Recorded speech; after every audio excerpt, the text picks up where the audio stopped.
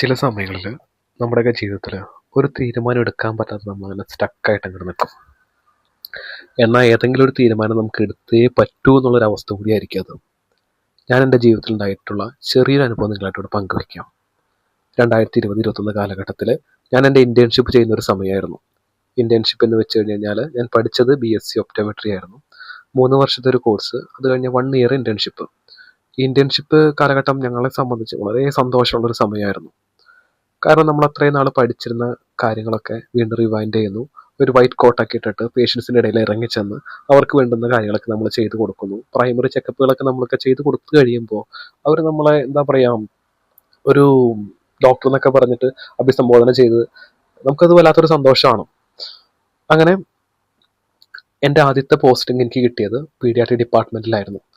Paediatric department എന്ന് വെച്ച് കഴിഞ്ഞ് കഴിഞ്ഞാൽ നിങ്ങൾക്ക് അറിയാൻ പറ്റുമായിരിക്കും, കുട്ടികളുമായിട്ട് റിലേറ്റഡ് ആയിട്ടുള്ളൊരു ഏരിയ ആണ്. ഒരേ സമയം വളരെ സ്ട്രെസ്ഫുള്ളാണ്. അതുപോലെ തന്നെ ഒന്ന് ഹാൻഡിൽ ചെയ്യാൻ പഠിച്ചു കഴിഞ്ഞ് കഴിഞ്ഞാൽ വളരെ രസകരമായിട്ടുള്ളൊരു ഏരിയ കൂടിയാണ് പീഡിയാട്രിക് ഡിപ്പാർട്ട്മെൻറ്റ്. അങ്ങനെ നല്ലൊരു തിരക്കുള്ളൊരു ദിവസമായിരുന്നു അന്ന്. അന്ന് ഞങ്ങളെ കാണാനായിട്ട് 2 കപ്പിൾസ് വന്നു. അവർക്കൊരു 20-24 വയസ്സ് മാത്രമേ പ്രായം ഉണ്ടായിരുന്നുള്ളൂ. നല്ലൊരു തിരക്കുള്ളൊരു സമയമായിരുന്നു അന്ന്. അവരുടെ കയ്യിൽ ഒരു കുട്ടി ഉണ്ടായിരുന്നു. ആ കുട്ടിക്ക് ഒരു 9 മാസം പ്രായം ഉണ്ടാവുള്ളൂ. അങ്ങനെ ആ കുട്ടീനെ ആയിരുന്നു അന്ന് ആ ലോഞ്ചിലുള്ള എല്ലാവരും, അതുപോലെ തന്നെ ഞങ്ങൾ ശ്രദ്ധിച്ചത്. അവൻ ശാന്തനായിട്ട് ആ അമ്മയുടെ മടിയിൽ കിടന്ന് ഉറങ്ങുകയായിരുന്നു. എന്താ പറയാ, ഒരു മാലക കുട്ടി എന്നൊക്കെ പറയില്ലേ, വല്ലാത്തൊരു ആകർഷണീയത അവനിലുണ്ടായിരുന്നു. അങ്ങനെ ആ കുട്ടീനെ കണ്ടു കഴിഞ്ഞപ്പോൾ ഞങ്ങളുടെ കൂടെ ഉണ്ടായിരുന്ന പെൺകുട്ടികൾക്കൊക്കെ അവനൊന്ന് കൊഞ്ചിപ്പിക്കണം, കളിപ്പിക്കണം, വല്ലാത്തൊരു ആശ. അങ്ങനെ ബാക്കിയുള്ള എല്ലാവരും നമ്മൾ വിളിച്ച് ചെക്കപ്പ് കാര്യങ്ങളൊക്കെ ചെയ്തു. ഏറ്റവും അവസാനം ഈ കുട്ടിയുടെ ഉഴവെത്തി നമ്മൾ ഇവനെ അവൻ്റെ അമ്മയുടെ കയ്യിൽ നിന്ന് വാങ്ങിച്ചു. പ്രൈമറി ചെക്കപ്പും കാര്യങ്ങളൊക്കെ നമ്മൾ ചെയ്തുകൊണ്ടിരിക്കുകയാണ്. അതുപോലെ തന്നെ ഹിസ്റ്ററി കാര്യങ്ങളൊക്കെ നമ്മൾ അമ്മയുടെ അടുത്ത് ചോദിച്ച് മനസ്സിലാക്കുന്നുണ്ട്. അപ്പോൾ ഈ അമ്മയ്ക്ക് വല്ലാത്തൊരു ടെൻഷനായിരുന്നു. കാരണം ഈ കുട്ടീനെ നമ്മളത് എടുത്തു വെച്ചേക്കാണല്ലോ. അപ്പോൾ എന്താ പറയുക, അവൻ കരയോ അല്ലാന്നുണ്ടെങ്കിൽ അവർ ഇഞ്ചക്ഷൻ വെച്ച് കഴിഞ്ഞ് കഴിഞ്ഞാൽ എന്തെങ്കിലും പ്രശ്നമൊക്കെ ഉണ്ടാവുമോ, അങ്ങനെ വല്ലാത്തൊരു കൺഫ്യൂസ്ഡ് ആയിട്ട് പുള്ളിക്കാരത്തി തന്നെ ഇരിക്കുകയായിരുന്നു. അപ്പോൾ ഞങ്ങൾ അവരെ കംഫർട്ടാക്കി. കുഴപ്പമൊന്നുമില്ല, നമ്മൾ സ്ഥിരം ഒരുപാട് കുട്ടികളെ കാണുന്നതാണ്, ചെയ്യുന്നതാണ്, പ്രശ്നമൊന്നുമില്ല എന്ന് പറഞ്ഞു. അപ്പോൾ ഞങ്ങൾക്കൊരു സീനിയർ ചേച്ചി ഉണ്ടായിരുന്നു.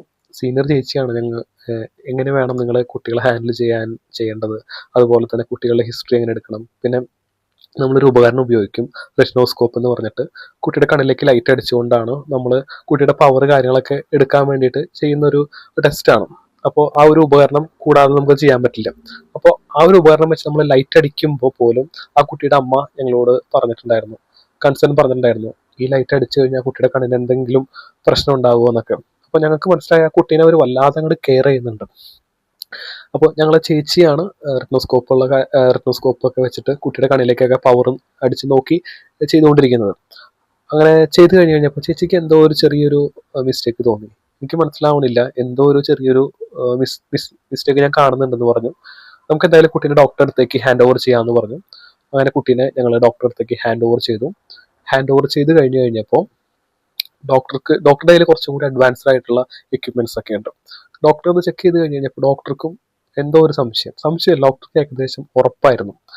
അങ്ങനെ ഡോക്ടർ കുട്ടീനെ കുറച്ച് ബ്ലഡ് ടെസ്റ്റിനും അതുപോലെ തന്നെ കുറച്ച് സ്കാനിങ്ങിനൊക്കെ ആയിട്ട് എഴുതി കുട്ടീനെ വേഗം സ്കാനിങ് സെന്ററിലേക്കൊക്കെ ഇവർ മാതാപിതാക്കളോടൊപ്പം അവരയച്ചു.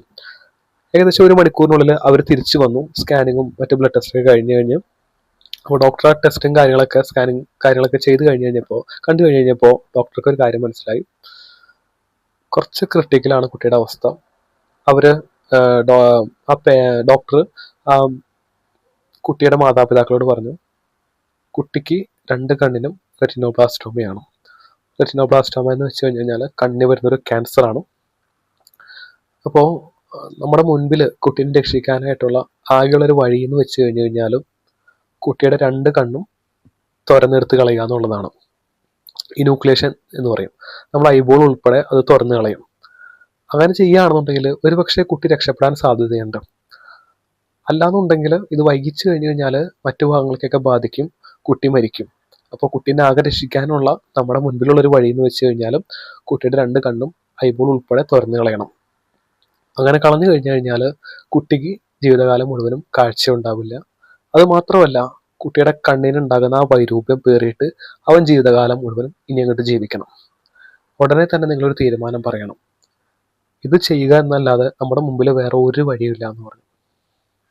ഞാൻ ഇപ്പോഴും ഓർക്കുന്നുണ്ട് ആ ഒരു പാരൻസ് അത് കേട്ട് കഴിഞ്ഞ് കഴിഞ്ഞപ്പോൾ സ്റ്റക്കായിട്ട് നിൽക്കുന്നത്.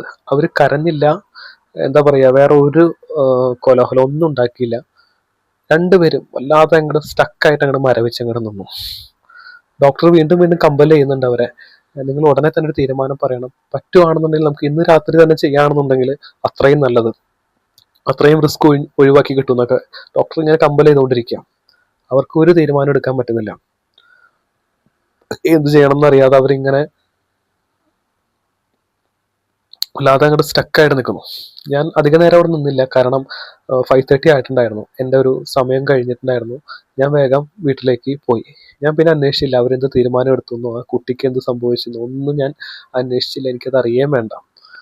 അപ്പോൾ ഞാൻ പറഞ്ഞു വന്നതെന്ന് വെച്ച് കഴിഞ്ഞാൽ, ചില സമയങ്ങളിൽ ഇതുപോലുള്ളൊരു അവസ്ഥകൾ നമ്മുടെയൊക്കെ ജീവിതത്തിൽ ഉണ്ടാവും.